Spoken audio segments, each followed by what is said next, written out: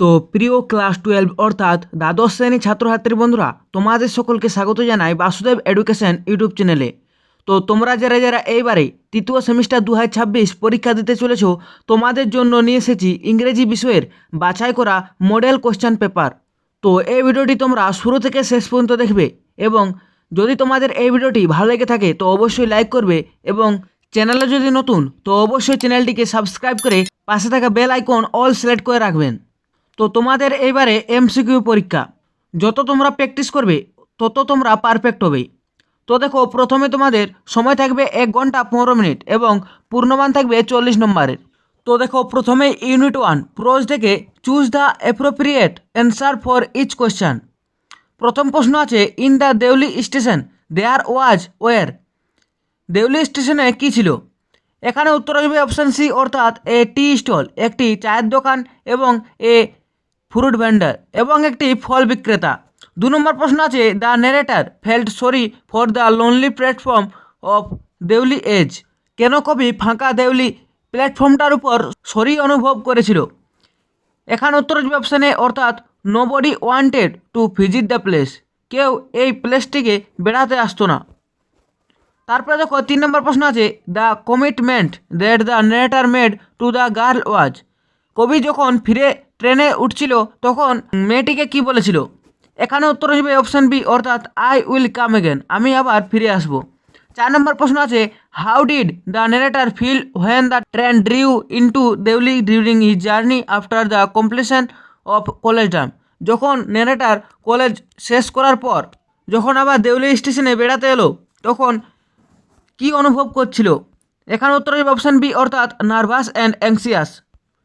5 নম্বর প্রশ্ন আছে, Zainul Abdeen and Pakshi were Lakshmana Sastry use to কি পরিধান করতো? এখানে উত্তর হবে অপশান সি, অর্থাৎ ট্রেডিশনাল ড্রেস। 6 নম্বর প্রশ্ন আছে, people waited outside the mosque of Kalam's father. মসজিদের বাইরে কেন লোকেরা কালামের বাবার জন্য অপেক্ষা করতো?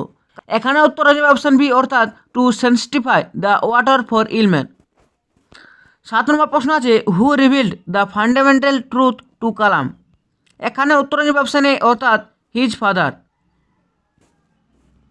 তারপরে দেখো, 8 নম্বর প্রশ্ন আছে, in which year of his imprisonment was lower here to weep. এখানে উত্তর হবে অপশান সি, অর্থাৎ ইন দ্য 5th ইয়ার।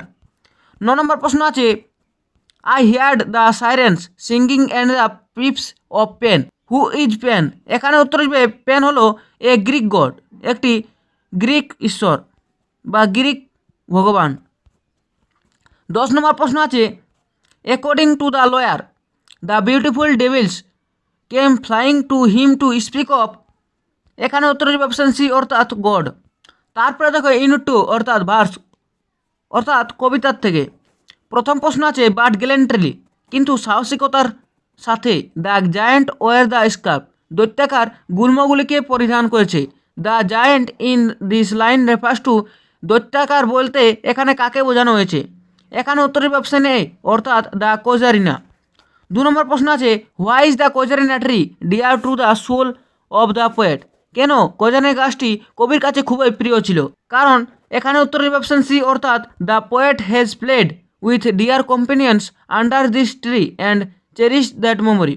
কারণ কবি তার প্রিয় সঙ্গীতের সঙ্গে এর গাছের নিচে খেলা করেছিল এবং তার সঙ্গে স্মৃতিগুলি জড়িয়ে আছে।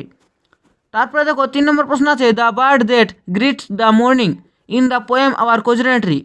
আওয়ার কোজরিনা ট্রি কবিতাতে কোন পাখিটি সকালে উঠে ডাকতো? এখানে উত্তর হবে অপশান বি, অর্থাৎ কোকিলা। 4 নম্বর প্রশ্ন আছে, which among the following statements is false. এখানে উত্তর হবে অপশান সি, অর্থাৎ the small baboon is jumping and playing on the lower branch of the casuarina tree. 5 নম্বর প্রশ্ন আছে, fit trembling hope and death the skeleton and time the shadows. This quoted lines from this poem our casuarina tree were written by. কে লিখেছে? Option A, অর্থাৎ তরুদত্ত। 6 নম্বর প্রশ্ন আছে, why can not Ulysses rest from travel. কেন Ulysses তার ভ্রমণ থেকে বিশ্রাম নিতে চাননি? এখানে উত্তর হবে অপশান সি, অর্থাৎ he wants to enjoy his life totally to the last drop.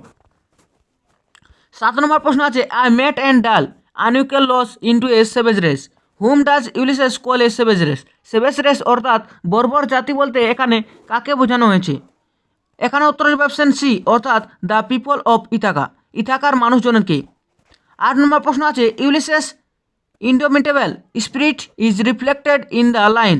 এখানে উত্তর হবে অপশন সি অর্থাৎ to strive, to seek, to find and not to yield. 9 নম্বর প্রশ্ন আছে much have I seen and known cities of men and manners dash councils governments. এখানে উত্তর হবে option A অর্থাৎ ক্লাইমেট কাউন্সিল গভর্নমেন্টস। 10 নম্বর প্রশ্ন আছে leaving his kingdom Ulysses wishes to go into voyage with dash choose the right option to fill in the blanks. এখানে উত্তর হবে option A অর্থাৎ ইজ মেরিনার্স, তার সঙ্গীগুলির সঙ্গে। তারপরে দেখো ইউনিট 3 ড্রামা থেকে কী আছে choose the appropriate answer for each questions. প্রথম প্রশ্ন আছে what kind of drama is Rider to the Sea. Rider to the Sea নাটকটি একটি কি? এখানে উত্তর হবে অপশন এ অর্থাৎ ওয়ান এক ট্র্যাজেডি, একটি একাঙ্ক নাটক। 2 নম্বর প্রশ্ন আছে হোয়ার ওয়াজ মরিয়া when Nora entered into the cottage. এখানে উত্তর হবে অপশন এ অর্থাৎ গন টু দ্য সিশোর। 3 নম্বর প্রশ্ন আছে what did Kathleen take out from the bundle given by the young priest. এখানে উত্তর হবে অপশন সি অর্থাৎ a bit of a shirt and a stocking, একটি টুকরো কাপড় এবং একটি মোজা। 4 নম্বর প্রশ্ন আছে Cathleen give me a ladder and I will put them up in the. এখানে উত্তর হবে অপশন সি অর্থাৎ টার্ফ লোফট অর্থাৎ ঘাসের মাচা। 5 নম্বর আছে which among the following statements is true. এখানে উত্তর হবে অপশন এ অর্থাৎ Michael was missing for 7 days of the beginning of the play. তারপরে দেখো ইউনিট 4 অর্থাৎ textual grammar choose the appropriate answer for each questions. প্রথম প্রশ্ন আছে do you want to buy a basket she ask the indirect speech for the of the sentence is. এখানে উত্তর হবে option D অর্থাৎ she asked if I wanted to buy a basket. 2 নম্বর প্রশ্ন আছে the lawyer loses 15 years of his life and I threw away 2 millions split the sentence into 2 simple sentence। দুটি সরল বাক্যে ভাগ করো। এখানে উত্তর হবে অপশন বি অর্থাৎ the lawyer loses 15 years of his life I throw away 2 millions। 3 নম্বর প্রশ্ন আছে the tree is large and magnificent the tree wears the creeper like a scarf join the sentence into a simple sentence. সরল বাক্যে পরিণত করো। এখানে উত্তর হবে option C অর্থাৎ the large and magnificent tree wears the creeper like a scarf. 4 নম্বর প্রশ্ন আছে হি had this disadvantage he possessed great innate wisdom still join the sentence into a complex sentence. জটিল বাক্যে পরিণত করো। এখানে উত্তর হবে অপশন এ অর্থাৎ এ দাও he had this disadvantage he possessed great innate wisdom. তারপরে দেখো 5 নম্বর প্রশ্ন আছে he works his works I mine correct the error in the sentence. বাক্যটির মধ্যে ভুল কোথায় আছে? এখানে দেখো অপশান ডি অর্থাৎ হি worked his work I mine. তারপরে দেখো একটি আনসিন দেওয়া আছে, তার মধ্যে তোমাকে নিচের প্রশ্নগুলির উত্তর করতে হবে। তো দেখো প্রথম প্রশ্ন আছে every year doctors day is celebrated on dash feel in the blank. এখানে উত্তর হবে অপশান সি অর্থাৎ জুলাই 1। 2 নম্বর প্রশ্ন আছে doctors day is observe to. এখানে উত্তর হবে option A honour the contributions of doctors to society.